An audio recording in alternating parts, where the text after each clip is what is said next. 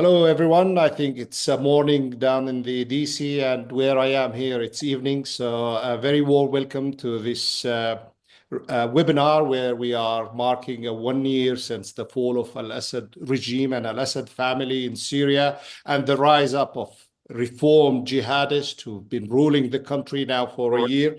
Yesterday, we've marked this celebration in Damascus. This, in historic terms, it seems a very eventful incident, and this could turn a sort of an event that might affected different places, especially calling or talking about the state building in Syria, and affecting, of course, the region internationally. We've seen all this involvement in a different phases. So I won't take too long. I want to welcome our panelists today. We have, as our colleagues described, superstars. We have Elizabeth Tsurkov. We are very happy to have you back here in New Lines Institute. You've been a non-resident fellow with New Lines Institute, and you are a doctorate fellow in Princeton University. Of course, we all know what you've been through. It's horrible, and we are very glad to have you back here and appreciate your bravery, and we've been following your work. So very warm welcome. Also, we have another superstar, Caroline Rose, who's been covering military and security. She's the director of that section in New Lines Institute. She's well known for her investigative, amazing work on a Captagon trafficking between Syria and other countries in the border. She's well aware of the situation in Syria. And of course, we have my friend, all of them are my friends, Faysal Itani, who's been covering also closely the Middle East, and he's a specialist on that region, Levant area. He is, like myself, a resident senior fellow at New Lines Institute. So a very warm welcome to you all, and of course our audience. I hope this will be a very fruitful and timely needed discussions, because there are loads of questions to be asked. So if you allow me to start with, I'll start with you, Faisal. And now we have Ahmed al-Shara, ruling Syria, interim president, been described as a tough, attractive young guy by President Donald Trump, an ex-jihadist. We've been discussing his past for some time now. But recently, last week, I think Arab Barometer has a very interesting poll. They are talking about their sharply increase in his popularity among Sunnis in Syria, but a sharp decline among minorities, Alawites and Druze, Christians, etc. What this tell us, if we start to just flash things out, what this would tell us in terms of state building? So I think it points to some interesting things about legitimacy in this Syrian context. Because Syria is a diverse country, the default model in our heads for where it ought to go or should go is that it's a kind of inclusive, cosmopolitan state, either through being a liberal democracy or through being some kind of confessional republic, something more closely resembling Lebanon or Iraq. There are, to me, and I was thinking this when I was reading the Arab Barometer report, there's always been a few problems with this. First of all is you need a critical mass of people who want a particular kind of liberal arrangement. And that's on all sides, not just the majority, but also on the minority side. Or you need some kind of acceptance of this kind of confessional, decentralized spirit of politics, if you know what I mean, which I see that a lot of Syrians don't like. And they don't have this kind of, they don't have these instincts towards it. They find it divisive. I don't know why exactly, probably because of their political history. So in the absence of this stuff, when you look at a report like that, well, you think about it this way: either the country disintegrates, right, which would mean Shara has very little legitimacy anyway, or it becomes some kind of totalitarian state, which is difficult to do, even if the regime wanted that, and I don't think they do, but it's difficult to do anyway, and would be unpopular, I think, among Syrians. Or you have what I think this might be pointing towards, which is you have a state with a Sunni character, with hopefully reaching out for some kind of guarantees for other people in the country, but still one that's a kind of Sunni-centric state with that kind of character. The thing is, to be honest with you, when I talk to a lot of people who are minority Syrians, a lot of them understand, even if they don't love it, but understand that this is probably where things might go. But they want sort of kind of baseline guarantees of what their lives are going to be like there. In my opinion, I think this is where things are headed. I think the Arab barometer thing is a kind of, shadowed, distorted version of this question of this is the kind of Syria that a lot of people want, at least for now. I don't think the obstacle to it is him being a former jihadi. I think the obstacle is his inability to control his friends inside the country. That could derail the whole thing for them. Mhm. You mean in the elite level? We'll come back to the characteristics of this state later today, but I want also to turn to Elizabeth, if you don't mind.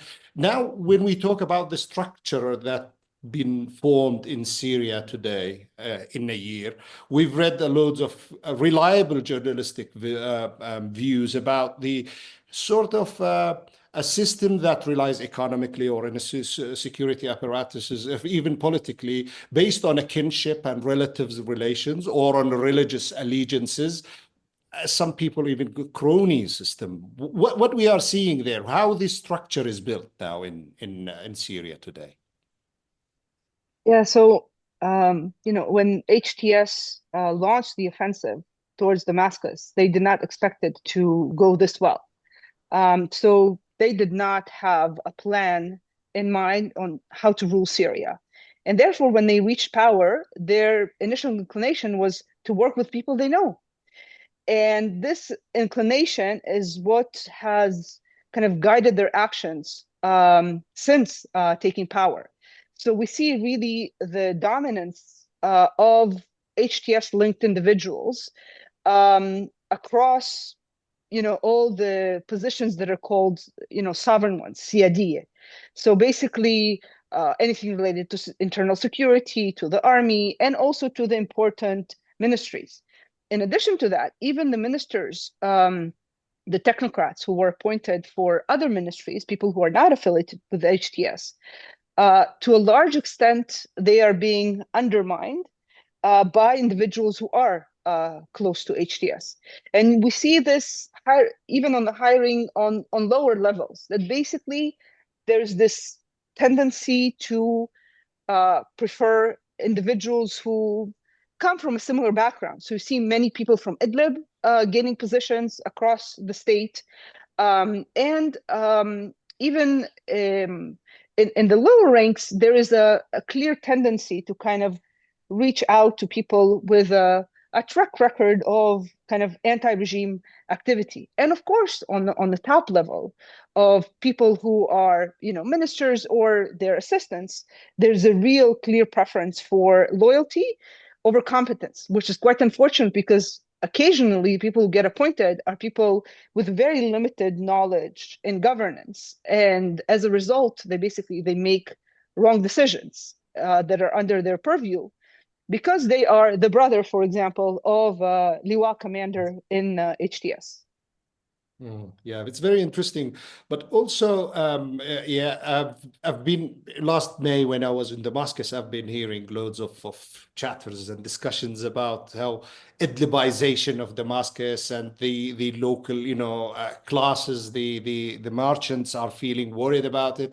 So there are loads of discussions where people have been stayed under the regime, and where in Idlib we had a sort of a semi-governance run by HTS at that time that give them, they tried to implement that experience, which many people say it didn't work, and that's why led them to have this kind of regime, which is we can't really catch in a sense, Yeah, and unfortunately, they're also dealing with a state bureaucracy that is full of people who are used to not working too hard and taking bribes. And overall, during the era of the Assad regime, they were people who were deemed loyal. If they were not loyal, they would have been fired at the very least or jailed. So they also really have a challenge in trying to manage these hundreds of thousands of state employees and making sure that they fulfill their visions. And this is also one of the reasons that they have this tendency to implant their people in key positions and oversight positions, some of them quite informal ones, to kind of ensure that this apparatus acts in a way that they expect it to act. And of course, as you mentioned also on the economic area, there is a very clear dominance of individuals who are kind of were involved in the running and profiteering under HTS, basically revenue generation for HTS during their time of ruling Idlib. Very interesting. I will turn to Caroline, if you don't mind. I want to just, having that said, Faysal, I will pick up from Faysal and Elizabeth. When here in Amman, most of the politics, we talk about it in the salons. So we've been hearing kind of gossiping, if you like. So many people are here agree from analysts and people who are very close to Syrian situation. If a Sharia turned to a pluralistic, a kind of a democratic, an open regime system, if you like, and I'm using the academic term here, the regional and even international players won't agree on this. So he will lose his kind of legitimacy. He's rocketing in his popularity now. He's charismatic. He's a very skillful. All my colleague journalists were mentioning, I'm impressed with him. But however, if he tried to create an open democracy system, he lose all these credentials he's been putting on table. Do you agree with such thing? So yeah, I think just building off of what Faysal and Elizabeth just mentioned, when you look at what kind of the core constituency for al-Shara is, it's really a patchwork of the former Salvation government. As Liz mentioned, I mean, you look to some ministries like the Interior Ministry and the MOD, and it is almost completely comprised of Salvation government bureaucrats and officials that were appointed to these positions. But then you turn to some other ministries and you look at that and you see that there's a bit of a different balance. You see some Salvation era governmental officials, but also you see some diaspora leaders, members from civil society, people who were engaged very heavily in law or medicine, that are also engaged. And then you have this very thick layer in some ministries that are essentially remnants from the Assad regime, bureaucrats that were able to be vetted to stay on, that have remained. And as a result, we've started, especially the last few months, we've started to see some degree of competition between these different groups in some ministries. And I think that for al-Shara and his government, they're recognizing that while some serve as a baseline constituency, at the same time, there are policies that are not popular with some of these different groups. For example, with some officials that were very much a part of the Salvation government and Hayat Tahrir al-Sham, the idea of exiling foreign fighters from Syria is not necessarily a popular decision with some of the core elements that were part of HTS. So as a result, when it comes to looking at a genuinely pluralistic, competitive political order, I think right now the government has perceived several risks as well as some other actors in the region. Number one, power becomes much less centralized. Patronage networks come under pressure, threatening elites who might rely on them for income and influence. And then, of course, part of this pluralistic system would be that previously marginalized constituencies, they can gain a voice, which, of course, is something that is unsettling to this patronage system that Elizabeth just mentioned. So this can make the leadership feel like there's kind of this existential, potentially risky system that could push this back to this modern Arab state model. But I think that this is not a predetermined outcome, that pluralism still can be something pursued by this government and should be pursued by this government, especially if reforms are not abruptly introduced. as well as also a very intentional strategy that looks at the political economy of Syria, that looks at this patronage system and competitive system that the Assad regime had built, and slowly unwinding that. And I think that, you know, the secret sauce with all of this, the kind of underlying element is that, you know, it was over 14 years of civil war and over almost over half a decade, half a century of Assad family rule.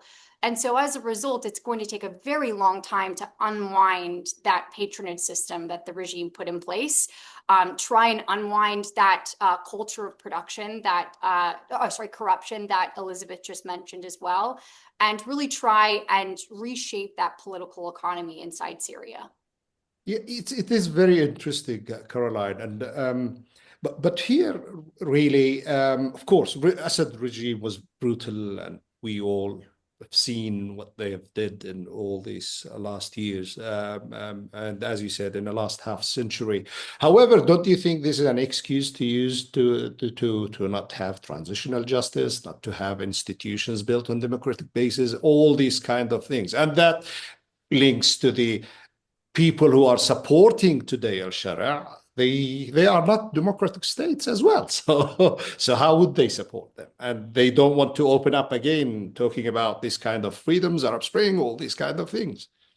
Certainly. I think that, and I'm curious what Faysal and Elizabeth's thoughts are on this, but I think that we've seen many instances this past year where the sake of the transition was used almost as an excuse to delay certain reforms that were pluralistic and would encourage greater marginalized and minority voices to come into the fold.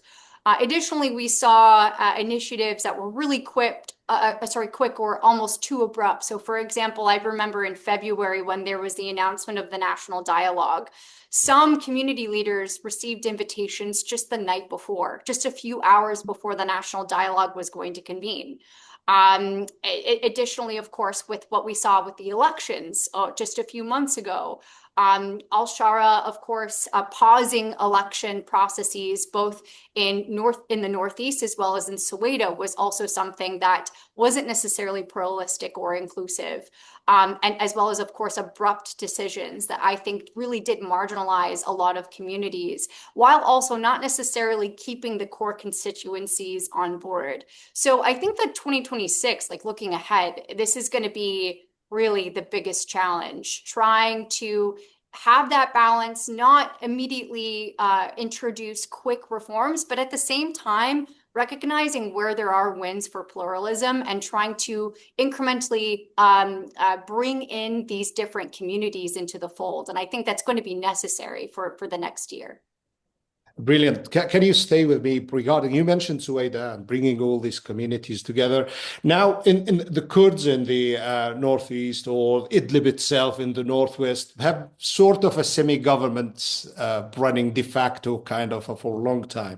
Do you think having these structures played a restriction or a structural problem to have a centralized government? So with this question, I will open up on the topic of minorities with you and your colleagues. So do you think that's a problem because the country was kind of defragged in a sense, or the defragment was the main headline all these years? Definitely. I think that when we look at some of the structures that were put in place and were allowed to thrive because of the isolation that civil war created, additionally, just the development of their own institutions, security forces, even tax systems, hospital systems, and local governance cultures, that all now creates a very difficult system to kind of put this all back together and to adopt a centralized system. It doesn't necessarily mean that you can't have quasi-independent models. So I think especially when it comes to security, the SDF in the Northeast, they have a lot of lessons learned. They have, of course, extensive experience combating ISIS that will need to be transferred to the larger Syrian security forces. And so as a result, immediate dissolution into the Syrian army, that may not necessarily be realistic. I think you might want to have certain structures in place, especially when you look at the force structure of the SDF. But at the same time, I think both sides have to understand that right now there is no consensus shared. We have the March agreement and there was pen on paper, but there's been practically or very little progress made.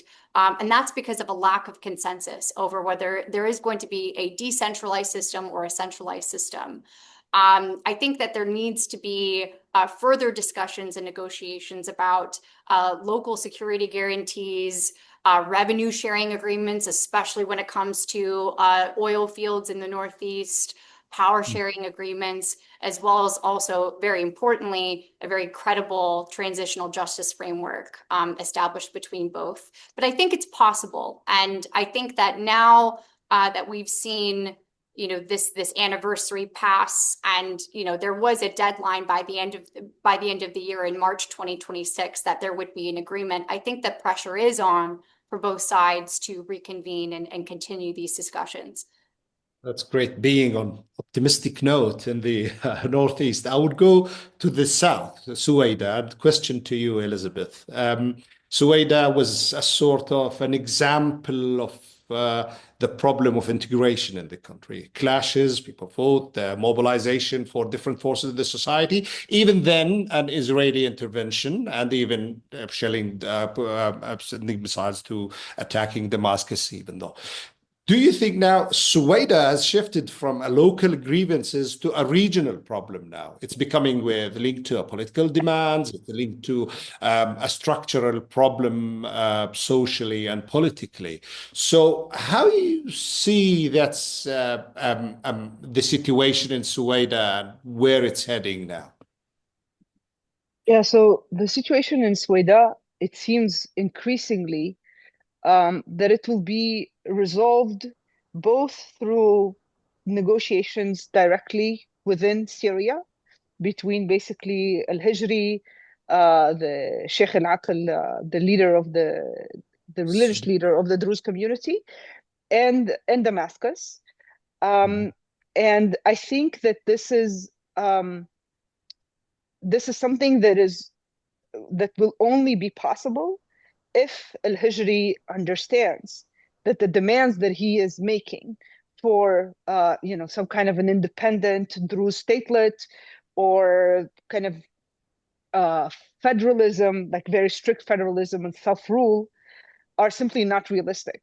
And from my understanding, both based on sources inside Israel, Israel does not support in any way.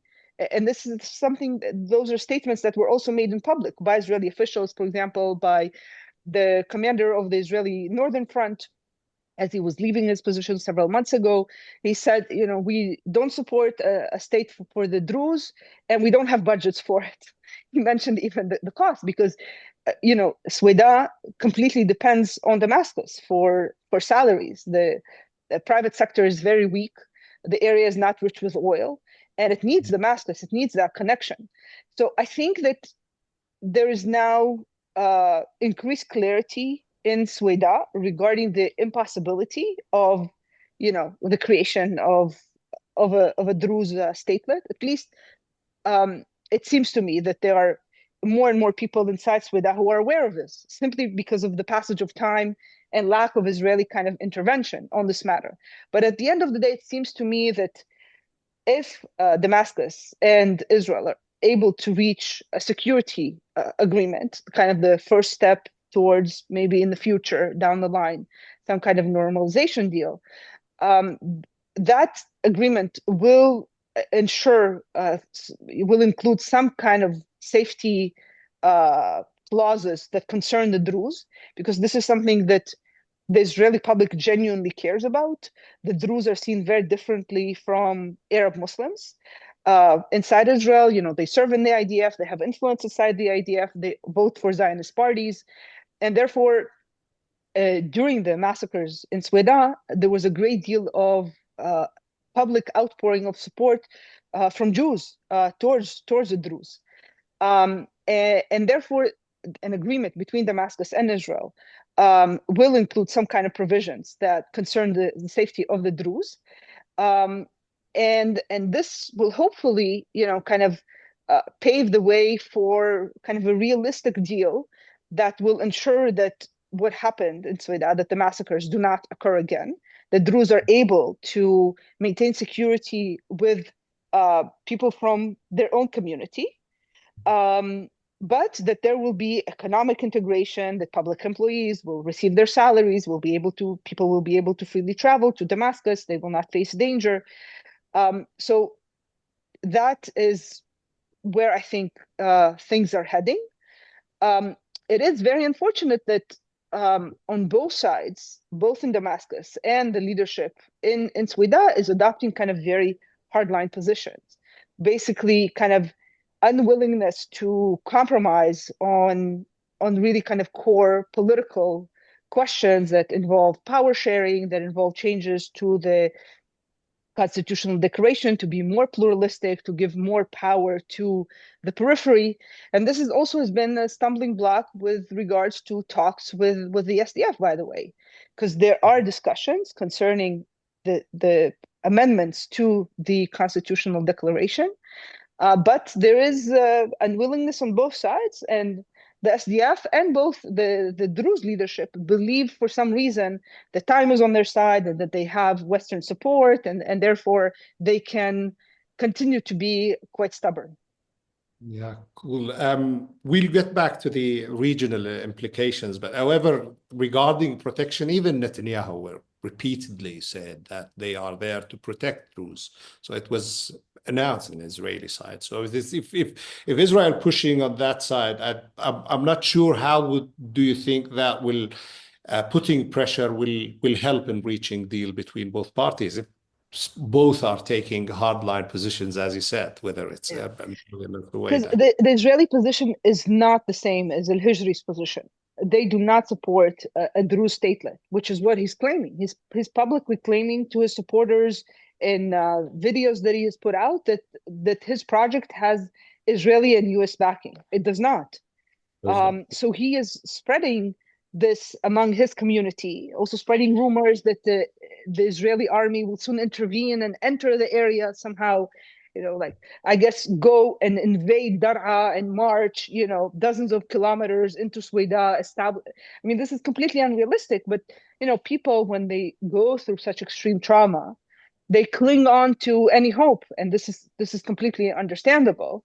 But responsible leadership, if al-Hijri was genuinely, thinking about the future of his community and realistic in his approach, he would understand that this demand for separation from Syria is simply not realistic. Sweden cannot survive on its own. It's a tiny area. It is not rich with anything. And the population depends on the public sector.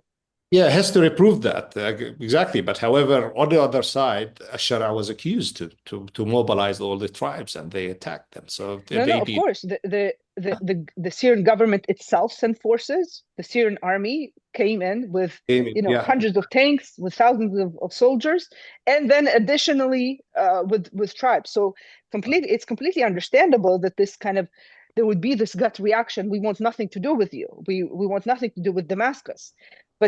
And this is completely understandable that this is what people would feel. But at the end of the day, this is simply not realistic. And maintaining the current situation is harmful to the people of Sweden as well. Yeah, unfortunately, disintegration never been realistic. Let me bring Faysal. Faysal, now in Syria, we've been hearing the different kind of, Druze, Alawites, Christians, Kurds. There is kind of concerns. These concerns are linked to a sense of exclusion from a sort of a new Umayyad, if you like, a Sunni-dominated state, or there is being a chips in a regional kind of arrangements being used in a sense. That's have been the fate of this region. Yes, I mean. You actually started with probably the most interesting case, which is the Druze case, but I'll come and talk about it in a minute. I'll just say, look, when you rotate through the different factions, you get a different kind of recipe or mixture of feelings of what's going on. It depends on the faction. The Alawites, I think, obviously are in the worst position. They don't have any friends inside the country. They don't have a lot of friends outside. They're geographically isolated, and they collectively carry the blame. I'm not saying this is true, but the perception is that they collectively carry the blame for the Assad regime's atrocities. The stakes for these people are very, very high, and I think the core concern for them is less exclusion and more just keeping the community, communal survival, basically, keeping the community together, keeping the integrity of the community together. On the Syrian Christian side, which gets a lot of concern here in America, about the Syrian Christians. So I am half Syrian Christian, and I'm in touch with a lot of people there. Based on my conversations with family, they do understand they're actually better off than most other groups in the country. They're ideologically less hated because they're not like, an apostate group. They're just Christians. And they're also better off financially, by no means all of them, but many of them. They are being harassed a bit, but it's not a comparable situation to the others. I believe they have less of a threat, and they represent less of a threat at the same time. Before I get to the Druze, the Kurds are worth mentioning very, very quickly because Caroline already said a lot of smart things about them. We can assume these people don't want to repeat their experience under the Assad regime, where they were kind of culturally, linguistically crushed, and they want to capitalize on the U.S. patronage they had. They fear that kind of old-fashioned Damascene hostility towards, Kurdish political, even cultural aspirations, and they fear that U.S. shift to Damascus. What they really feel is, of course, Turkey, and even Sharaa can't save them from that. But the difference is they have military capabilities. They can leverage into a deal with Damascus. The Druze, to me, are the most interesting, the most complicated, and they're completely different than all the other groups in their status. First of all, when I talk to Druze from there, they readily concede to me that, like, look, we're not here with a bone to pick with the Sunnis of Syria. We understand they suffered, they took the brunt of the punishment in the war. And we know that this is going to be not their country fully, but they're going to be in the driver's seat now. All we want is to not be targeted, literally, by the regime for our own kind of local aspirations and our own beliefs. And of course, as you know, the Druze, once you go after them, they have zero tolerance. They escalate things like 100 times over because, to their perception, they can't afford to be pushed around. They don't have the people, the resources, etc. So they have to fight very hard, and that's why things escalate very quickly. But historically, and this is the interesting thing, whether it's Syria or Lebanon or Israel, places where the Druze are, all of them historically have good relations with the state and the central government. They're not separatist minorities that want to do their own thing. I don't think they think that this is wise for them, and they're probably right.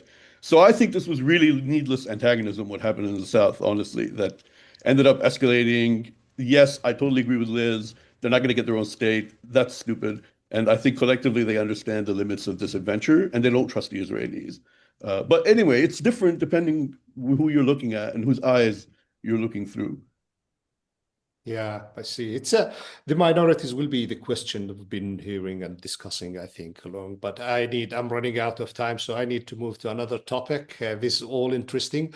I'll move to talk on ISIS, Shia militias, counterterrorism, and I want to ask Caroline. We've noticed since the fall of Assad regime, there is a decline in the ISIS attacks. Of course, it's linked when they're defeated in Mosul and in other places and Raqqa. However, I think the last editorial of Al-Naba magazine have claimed that they have targeted 2 Syrian soldiers, and ironically, they name them in one pro-Assad, another pro-Sharaa, this kind of thing. So to show that they are continuing fight. But also we've seen kind of proxies, some Telegram groups, and the attack on a church in Duela in Damascus. But how you characterize the presence of IS today, Caroline? Yeah, I think that's a great question, especially since ISIS has very much thrived in trying to exploit these new periods of political transition. I think that from what we have seen with recent strings of attacks, as you mentioned, on Syrian forces that have been operating in Syria's south, Also, of course, the Mar Elias church attack on an Orthodox church just outside of Damascus.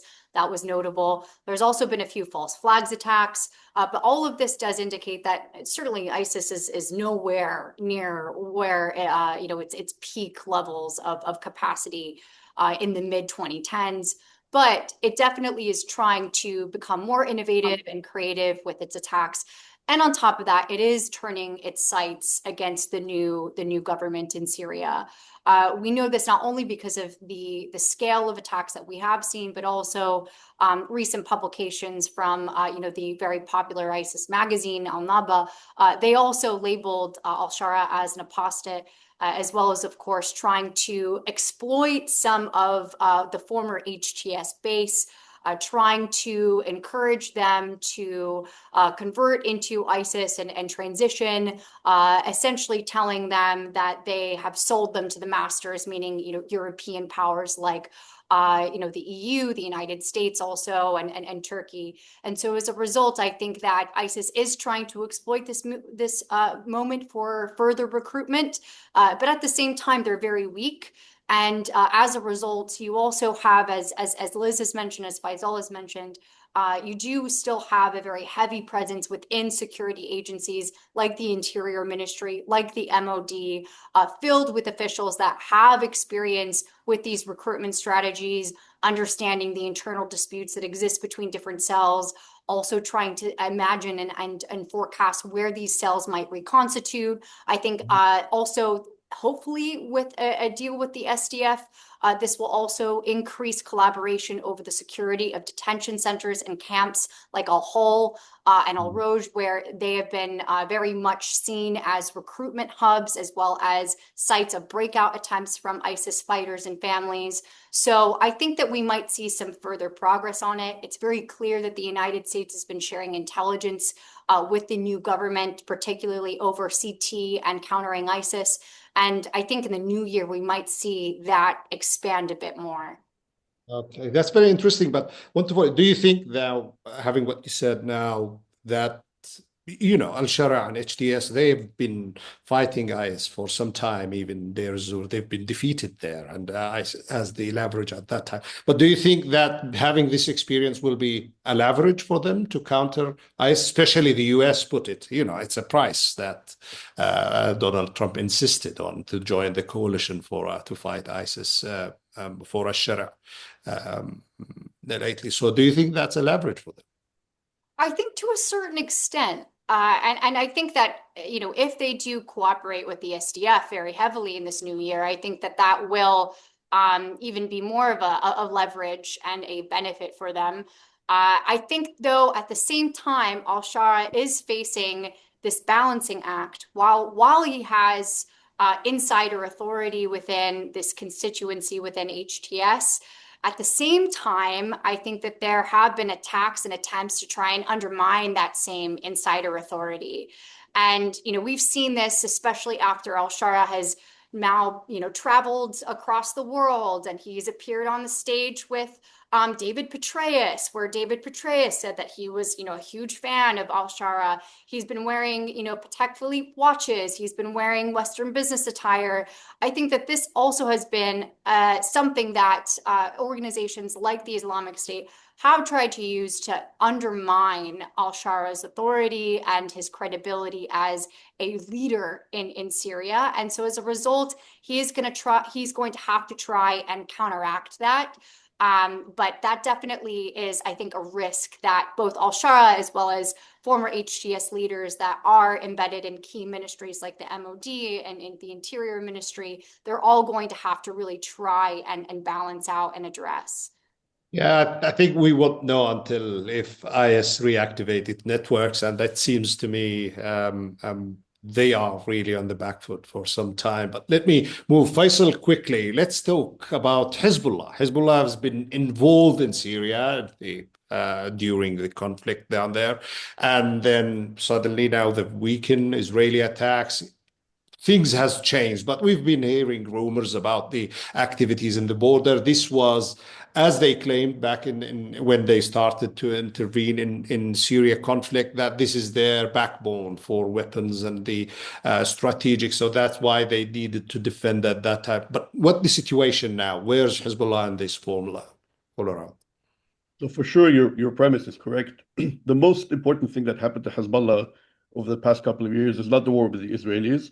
It's the regime collapsing in Damascus. And historically, whoever's in Damascus, if you're in Lebanon and someone in Damascus doesn't like you, then you're not long for this world. You're not going to have much opportunities.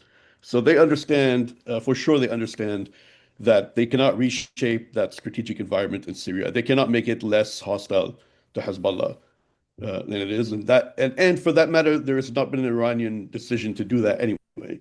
So without the Iranian decision, without the means to do it, they can't really do much about the fundamental reality inside the country. Hezbollah is, however, going to be opportunistic because it's in such bad shape that it needs supplies, it needs money, it needs means of making money illegally, and it's stuck inside little old Lebanon, and that's not enough. So it needs to find another way to get heavy stuff back into the country at a certain pace. That's never going to be what it was. Lebanon's borders with Syria are gradually being secured. Not all of them, but most of them are gradually being secured. That doesn't mean, of course, you cannot bring things across the border. You always will be able to, but it's not going to be at a pace and a volume that they can afford, given the pressure on them from the Israelis, a little bit more pressure on them from the Lebanese state. It's a very, very bad situation. Part of that is the Israeli air campaign. That's keeping the pressure on, basically, on them. They can't move around. They can't do much. And it's also demoralizing them. But Syria is going to be something they're going to treat like an opportunistic Wild West sort of situation. What can we get across the border? What can we sell across the border? What can we do with the drug trade that's been flourishing historically from the northern Bekaa Valley for a very long time? But now it's being interdicted by the Lebanese government and the Syrian government acting in concert with the Lebanese government. So for now, I think they'll continue to get some things, but not enough. And they'll continue to make some money, but not enough money. Okay, interesting. I just want to remind our audience that we will be start to take questions in 5 minutes. So please use the Q&A section or use the YouTube comment section to send us questions, and I will be reading them out. But I want to ask Elizabeth, you have your experience with Iraqi Shia militias, but you've studied them extensively for some time. And now, where are they in this situation? Especially, defending Zainab Shrine and all these kind of things, which I personally have seen it. So where are they now? Yeah, so Regarding Syria, of course. yeah. No, I can tell you, from personal experience that, the fall of the Assad regime was a huge blow for them. It was a huge blow. This is something that everyone could tell because, they had to flee. They lost their ability to smuggle weapons, to smuggle drugs. But it was also a huge blow to their morale. Basically, it's such an incontrovertible loss. It is, with regards, for example, to the war in Iran, they tell themselves that, oh, Khamenei is alive and the regime didn't fall, so we won, our axis won. With regards to Syria, their ally was in charge. They were running parts of Syria, eastern Aleppo, Deir ez-Zor, large-scale areas, Sayyidah Zainab areas, and now it's all gone. So basically, the militias now in Iraq, and it seems to me that this is also true with regards to Lebanese Hezbollah, they're basically, okay, so they lost Syria, but they're now, okay, so let's use at least the fact that there's this guy in power who is, they say he's a jihadist, is an ISIS guy, etc., to basically kind of justify the need for our weapons, right? Outside essentially state control, even though formally it is part of state control, in reality it's not. Basically, to demonize the new Syrian leadership, often spread misinformation about atrocities that are allegedly being carried out against the Shia, very much kind of amplifying the real abuses that are happening to Alawis and also making up new ones. So they're trying to at least benefit it from this way. They are still involved in smuggling of weapons from Iran through Iraq to Syria and then Lebanon.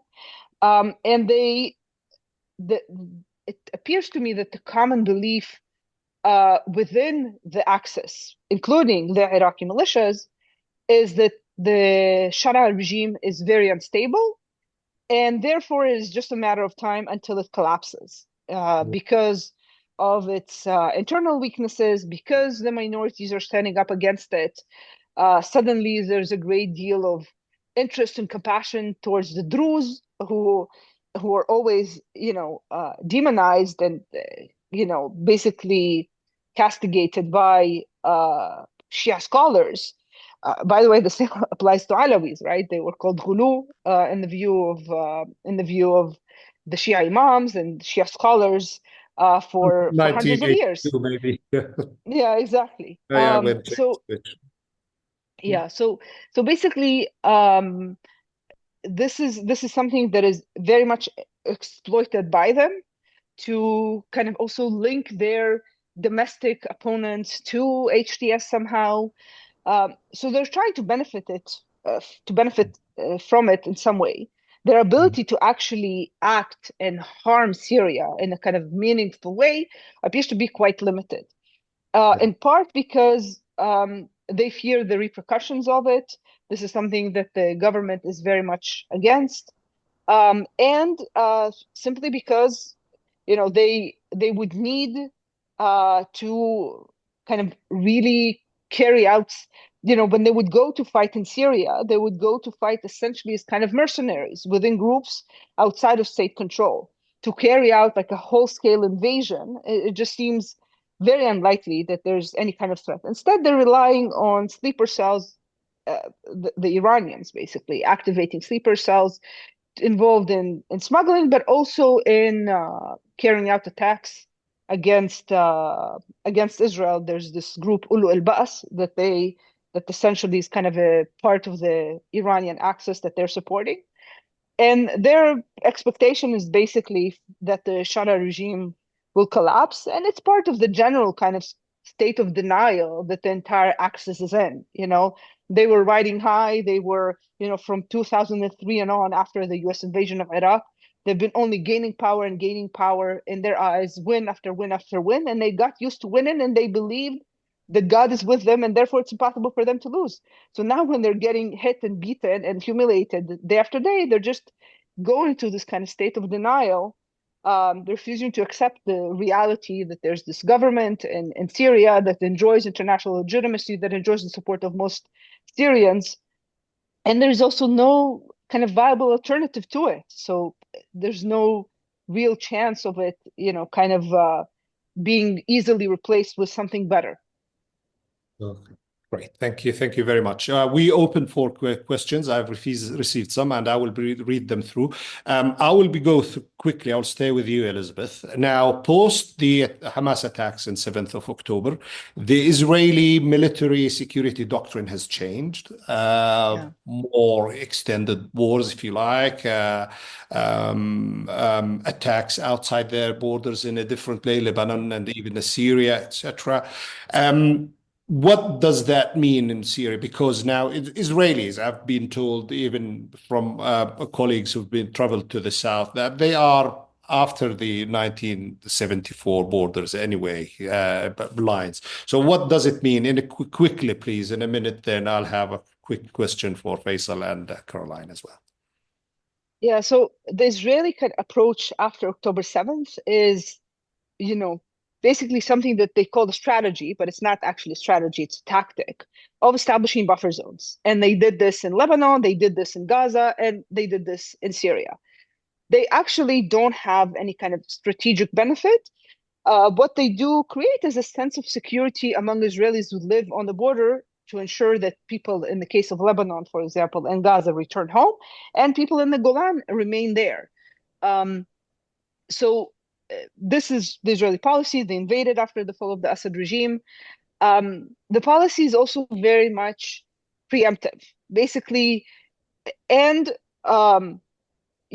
there was no threat materializing from Syria on December 8th, 24, and yet Israel went in and destroyed the entire Syrian army, and it's basically stockpiles of weaponry. And this is part of this mentality that we must never again have enemies or possibly hostile forces that would possess the ability to harm us. We cannot trust them that their intentions will be good, that they're deterred. We failed to predict October 7th, therefore we will fail to predict any other attack, and therefore we must simply ensure that our enemies are weak to prevent them from attacking us, simply because they will not be able to. This approach, of course, is incredibly aggressive and perceived this way by everyone in the region, that Israel is just going around attacking different countries, even ones that don't pose a threat to it. This was the path that Israel was on until essentially the Trump administration changed its policy with regards to Syria, lifted the sanctions, Trump met with the Shara, and after this, basically Israel was pushed into the path of negotiations with Syria, and it continues to get pushed into this path as it attempts to, again, evade and leave it. And this is also linked to the Sweden massacres. This created in Israel really widespread opposition to any kind of agreement with Syria. So basically, the U.S. keeps nudging Israel back in, and the future of Israel's, occupation of southern Syria will depend very much on to what an extent will the Trump administration push Israel to reach the security agreement, as part of which Israel will withdraw from southern Syria. Seems the backwater talks hasn't worked well because what happened after that. I'll go to Faysal regarding Lebanon, and therefore, of course, we'll talk about the relation with the Gulf, how we see this situation there. And quickly, and I have, please, because I have a few questions, then I'll go to Caroline. Yes, I will try to compress this. This is a very interesting question that nobody is talking about, so I'm glad you brought it up. These are two countries basically. Totally. Two countries basically that have been on completely unequal footing since the 60s, with Syria trying to dominate or dominating Lebanon. And there is a collective memory in Lebanon of this kind of occupation and war and repression. It's very powerful, it's very deep, but doesn't get a lot of kind of traction or visibility. At the same time, these are two countries that are economically bound to one another. They share the refugee problem. They have mutual security problems on the border. And of course, Hezbollah was in Syria. So there is that kind of legacy today.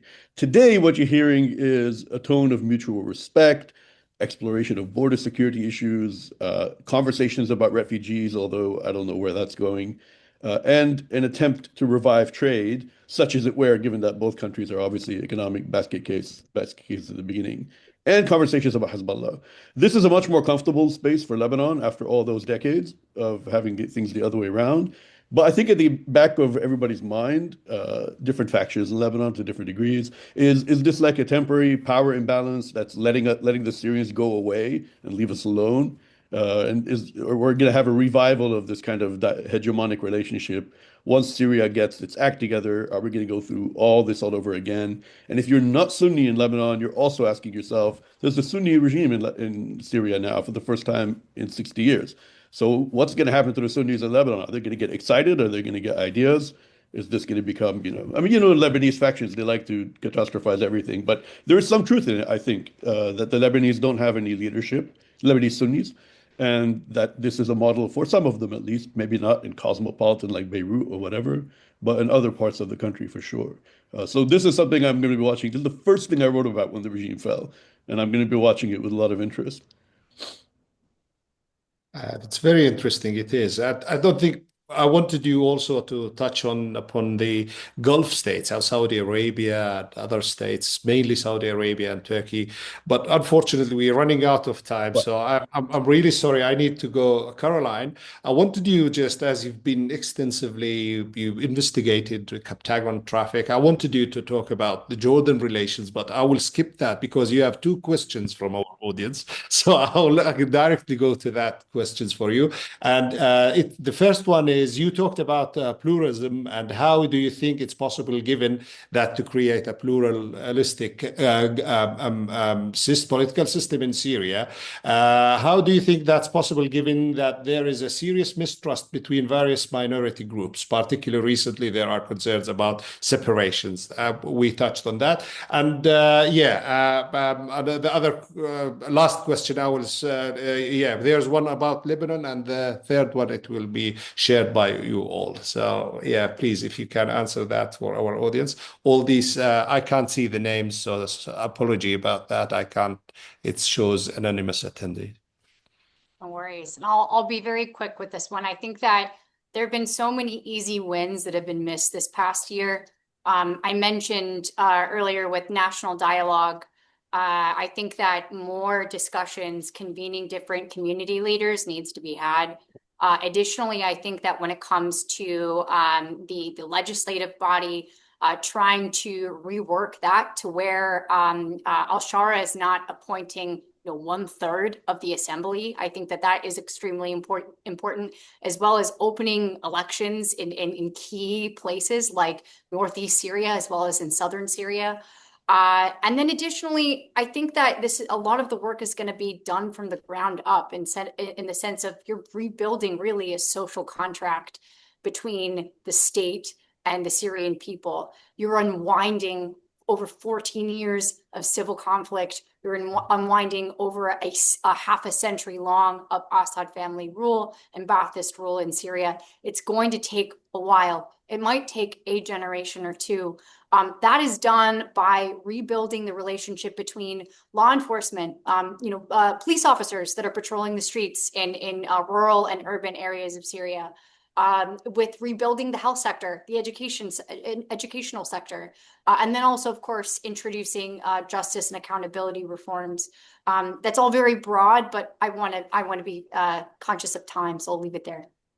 Brilliant. Thank you. And a question for you, Faysal, about there were clashes. I think you touched upon this. Clashes were in Beirut and southern Lebanon between Shara sympathizers celebrating the first year of fall of al-Assad and Hezbollah sympathizers.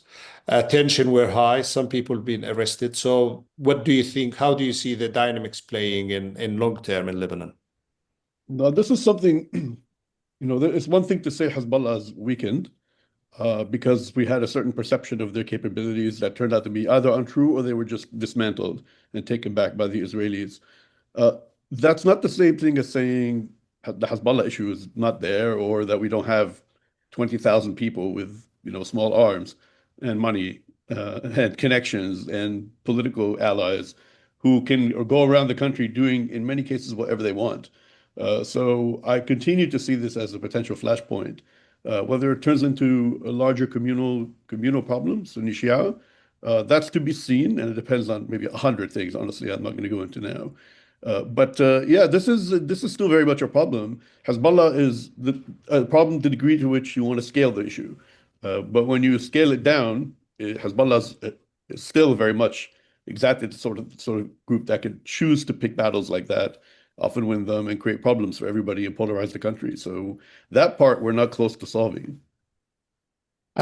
You have a question, last one, I think I will take about Lebanon. Eli Wahib, our colleague, is asking you about, based on what you were talking about Syria and Lebanon, what do you think of what Tom Barak said about bringing both countries closer together?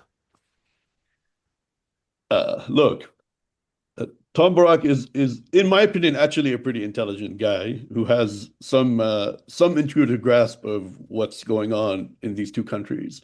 And after all, he's from Zahle at the end of the day, from the Bekaa Valley. However, I think he's also prone to these kind of nice narratives, that tie everything together.